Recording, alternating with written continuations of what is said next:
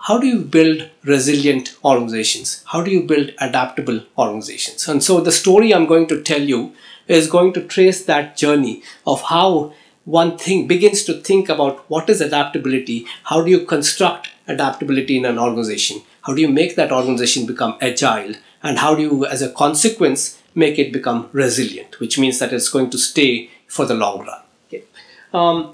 One of the key things that I began to realize is that the notion of strategy itself has to change. When an environment is changing so dramatically, how do you set strategy? And I assume that you all know about what strategy, what are the big theories in strategy, Porter's 5 forces, the resource-based view and core competence and things like that. So I'm going to proceed on that assumption. But basically, what is strategy? And how do you set strategy when the world is changing dramatically? So let's take a brief look at what exactly is happening here.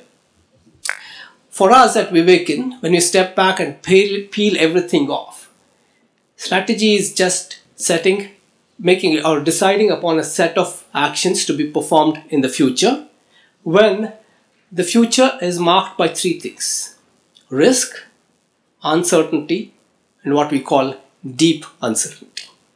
Let me explain. Okay. Risk is what we traditionally know when we're doing Porter's 5 forces. Okay.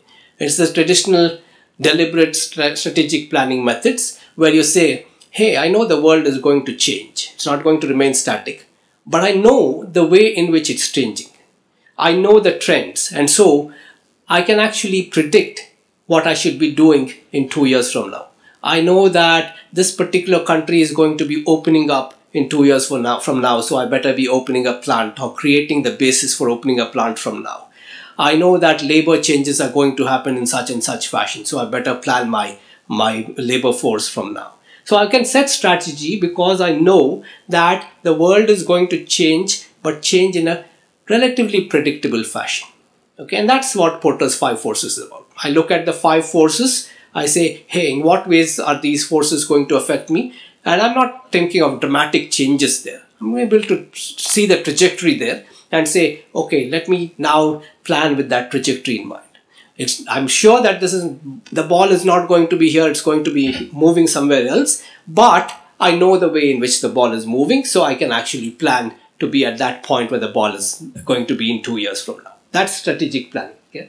And that's the William Tell kind of story, right? Where you have a risk and you have to shoot, and you know that you have certain competences, and you can actually rely on those competences to basically shoot the arrow through the apple. Okay, and of course we have the Indian equivalent, which is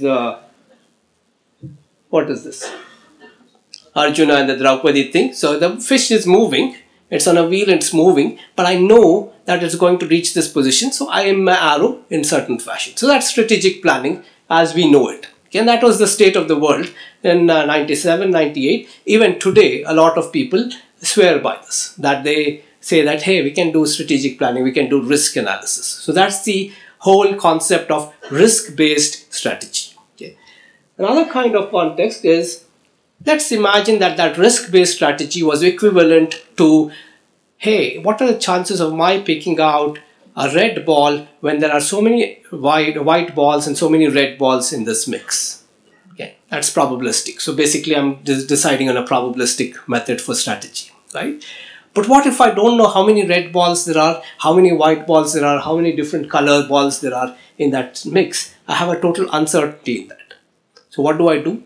I do what are called estimation methods. So I go into what is called Bayesian estimation, for instance. And what I can do there is take balls one by one and kind of predict the number of balls based on what I'm getting. If I'm getting large number of white balls, I'll say, oh, there must be more white balls in this than red balls. So I make some subjective assessments on that. So that's called an estimation method. So fuzzy distribution, when you have a fuzzy distribution, you use sampling and estimation methods. That's also to some extent a way of setting strategy when you know things are going to be somewhat controllable. But what we do now, what we're facing now, is something called deep uncertainty. Okay, I'm a company, I want to go into cloud computing. Hey, I don't know what the hell is going to happen in cloud computing. Are there going to be customers who want cloud computing? Are there going to be applications that are going to be developed? Is this going to be a success story? Is it going to be a failure story? I have no idea. What do I do then? How do I set a strategy? So I love that phrase, no strategy is good strategy. Right? It's a great play of words there. That means in such situations, you can't have a strategy because no strategy is good strategy. But having a no strategy perhaps is a good strategy. Right? So then what happens if you have no strategy? What do? Well, you have to develop capabilities within the organization so that you can deal with anything that happens. So now your focus shifts from that traditional strategic planning that you used to do to developing capabilities within the company to build those flexibilities.